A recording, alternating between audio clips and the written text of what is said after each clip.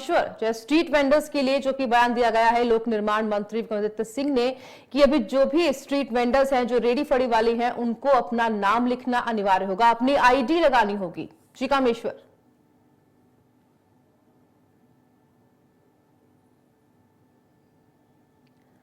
Kameshwar unmute करिए, Kameshwar unmute करिए, आपकी आवाज नहीं पहुंच रही हमारे तक।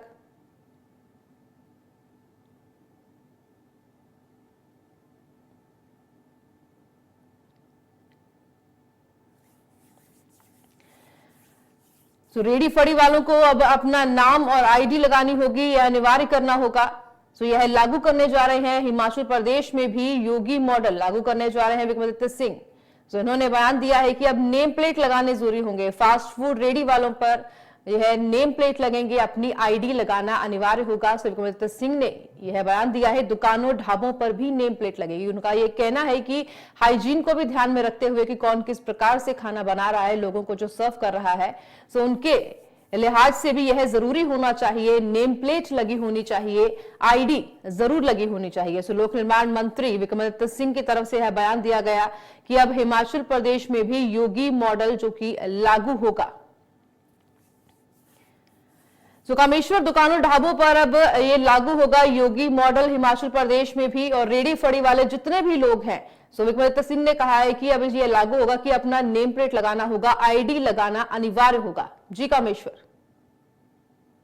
जी बिल्कुल, जिस तरीके से बीते दिन की बात करें, लोक निर्माण मंत्री विक्रमादित्य सिंह ने स्पष्ट रूप से कहा है कि खासकर जो रेडी फड़ी वाले और लाइसेंस लगाना अनिवार्य होगा। और खासकर जो देखा जा रहा है कि विधानसभा सत्र के दौरान बाजारी का मामला, तो रेडी फड़ी वालों के बीच पहली में दो व्यक्तियों के बीच झड़प होगी, जिसके पश्चात जो मुस्लिम समुदाय के लोग हैं वो संजौली मस्जिद में रोज रैली निकालेगी। इसके बाद अगर देखा जाए तो 5 सितंबर को भी कुसुमती और चौड़ा मैदान जब धरना प्रदर्शन किया गया था संगठन की ओर से, तो उनका स्पष्ट रूप से कहना था कि जो बाहर के लोग आते हैं, खासकर जिस तरीके से तय होना चाहिए ताकि जो लोग हैं, जो जिस तरीके से विवाद हुआ था, और देखा जाए लोक निर्माण मंत्री विक्रमादित्य सिंह और जो है वो हिम्मत से नहीं होना चाहिए। तो कुल मिलाकर जो देखा जा रहा है कि अब इस तरीके की जो पॉलिसी बनाई जा रही है, खासकर जो भी जो उनका जो लाइसेंस है वो होना अनिवार्य रहेगा। और खासकर जो देखा जा रहा है कि जिस तरीके से जो विवाद जो जी बिल्कुल कामेश्वर, हमारे साथ बने रहिए। अभी ये जो लागू होगा योगी मॉडल हिमाचल प्रदेश में भी लागू किया जाएगा। विक्रमादित्य सिंह ने यह बयान दिया है कि सारे जितने भी दुकानें हैं, जितने भी ढाबे हैं जहां पर खाना लोगों को दिया जाता है, वहां पर हाइजीन की वजह से, उसके लिहाज से भी और भी कई सारी बातें कि किस प्रकार से खाना बनाया जाता है, कौन खाना बना रहा है, तो उसके लिए यह नेम प्लेट लगाना बेहद अनिवार्य होगा। सो इसको लागू करने जा रहे हैं हिमाचल प्रदेश में। फास्ट फूड रेडी पर भी अब नेम प्लेट लगेंगी। बता दें कि लोक निर्माण मंत्री विक्रमादित्य सिंह की तरफ से यह बयान दिया गया है कि योगी मॉडल है जो कि हिमाचल प्रदेश में लागू होगा। तो सभी रेडी फड़ी वाले जो भी खाने पीने का सामान बेचते हैं उनको अपनी आइडेंटिटी बतानी होगी। सो इसको अनिवार्य करने जा रहे हैं कि यह अनिवार्य होगा, नेम प्लेट लगेगी हर किसी रेडी वालों पर भी। हालांकि देखा जाता है कि जो कि दुकान और ढाबे होते हैं उन पर नाम लिखा होता है, उन पर जो वो बेच रहे हैं, लेकिन जो रेडी फड़ी वाले होते हैं, स्ट्रीट वेंडर्स होते हैं, बहुत कम लोग होते हैं कि जिन पर नाम नहीं लिखा होता है। सो इसलिए अपनी आईडी भी जो कि लगानी होगी, उसमें कि कौन है उसकी जानकारी सारी देनी होगी।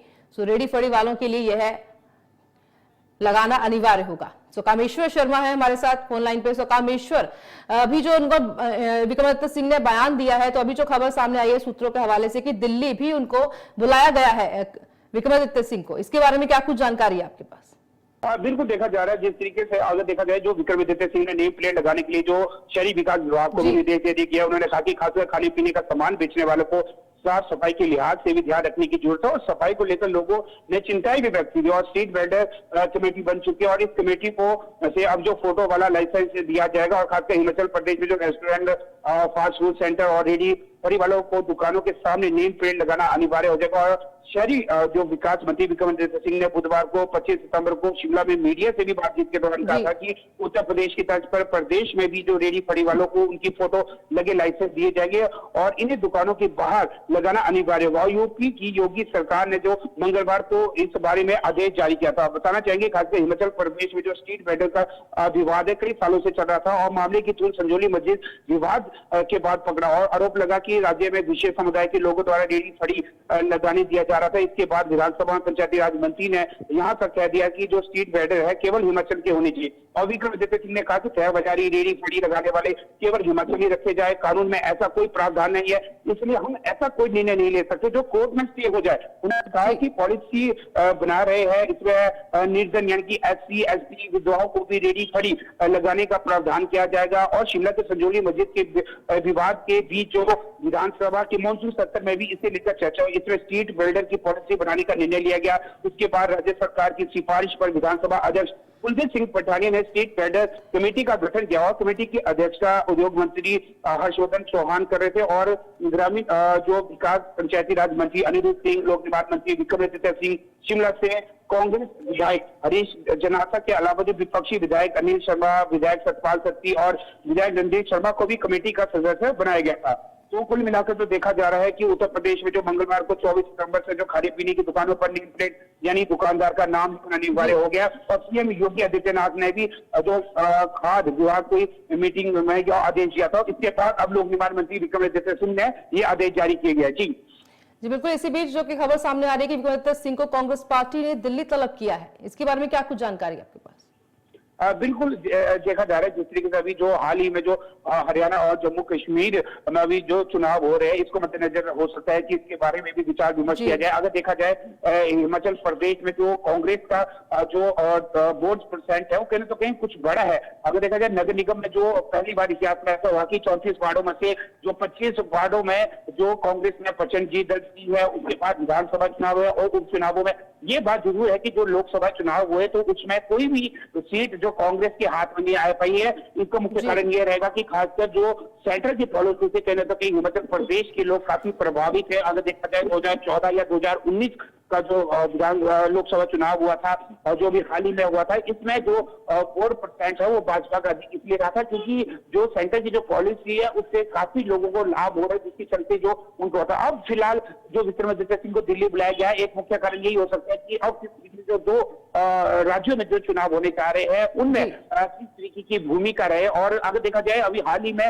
जो मुकेश अग्निहोत्री जो कि उप मुख्यमंत्री है वो भी अभी 6 दिवसीय के दौरे के लिए जम्मू कश्मीर गए थे और साथ ही अगर देखा जाए जो मुख्यमंत्री सुखविंदर सिंह सुक्खू वो आश्वस्त कर रहे जिसके चलते वो उनकी ड्यूटी अभी फिलहाल किसी राज्य के लिए नहीं लगाई गई है। और कुल मिलाकर जो देखा जा रहा है 1-to-1 जो यूपी सरकार की जो है जो चाहे प्रियंका गांधी की बात करें जो महासचिव है या विपक्ष के सदन के नेता राहुल गांधी हो सकता है उनसे मुलाकात करे और किस तरीके से मजबूती से पूरे देश भर में जिस तरीके से राहुल गांधी ने एक पद यात्रा की थी और देश को जोड़ने का एक कार्य किया था, ऐसे में इनका ये मकसद रहेगा कि जो देश जहां पर अभी खासकर जिस राज्य में कांग्रेस सरकार है और जो वहां के मंत्री है उनकी ड्यूटी लगाई जाए और वो किस तरीके से प्रवेशक के रूप में अपनी सेवाएं बेहतरीन तरीके से दे सकते हैं इस बारे में विचार बस। जी बिल्कुल। जी कामेश्वर, बहुत बहुत शुक्रिया आपका तमाम जानकारी के लिए।